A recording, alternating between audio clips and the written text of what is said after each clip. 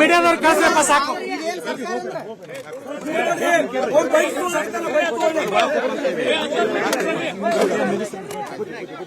Dress ಮಾಡಿ ಮುಗಿಸ್ರಿ ಬೇಗ ಹೇಳ್ತೀನಿ.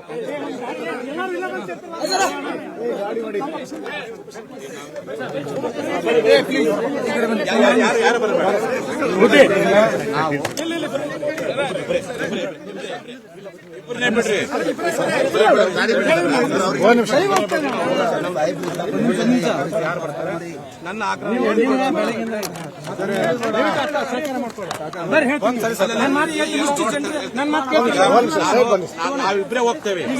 ಮಾಡೋ ಪ್ರಶ್ನೆ ಇಲ್ಲ, ಯಾರು ಬರುದಿಲ್ಲ, ನಮಗೂ ಬಿಡಂಗಿಲ್ಲ. ಬರ್ರಿ ಯಾರ ಮಂದಿ ಇಷ್ಟು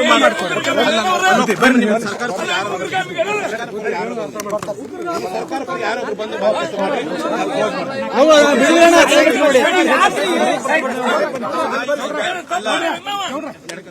ಆ ಸೈಡ್ ಇಲ್ಲಿ ಬರ್ರಿ.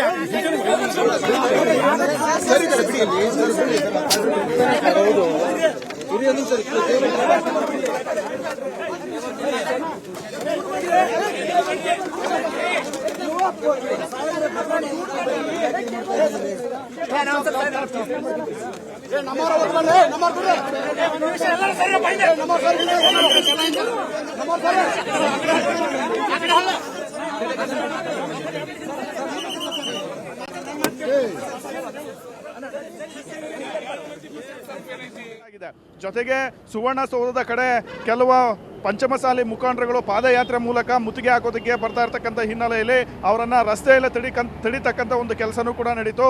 ಜೊತೆಗೆ ಈಗ ಜಯಮೃತ್ಯುಂಜಯ ಸ್ವಾಮೀಜಿಗಳನ್ನು ಕೂಡ ವಶಕ್ಕೆ ಪಡೆದುಕೊಂಡಿರ್ತಕ್ಕಂಥ ಹಿನ್ನೆಲೆಯಲ್ಲಿ ಪಂಚಮಸಾಲಿ ಸಮುದಾಯದ ಕೆಲವು ಮುಖಂಡರು ಸುವರ್ಣಸೌಧ ಮುತ್ತಿಗೆಗೆ ಈಗಲೂ ಕೂಡ ಪ್ರಯತ್ನವನ್ನು ನಡೆಸ್ತಾ ಇದ್ದಾರೆ. ಹೀಗಾಗಿ ಅವ್ರಿಗೆ ಯಾವುದೇ ಕಾರಣಕ್ಕೂ ಸುವರ್ಣಸೌಧ ಕಡೆ ಪ್ರವೇಶ ಮಾಡಬಾರ್ದು ಅಂತ ಅವರನ್ನು ಅರ್ಧ ದಾರಿಯಲ್ಲೇ ತಡಿತಕ್ಕಂಥ ಒಂದು ಕೆಲಸವನ್ನು ಪೊಲೀಸ್ ಅಧಿಕಾರಿಗಳು ಮಾಡಿರ್ತಕ್ಕಂಥದ್ದು.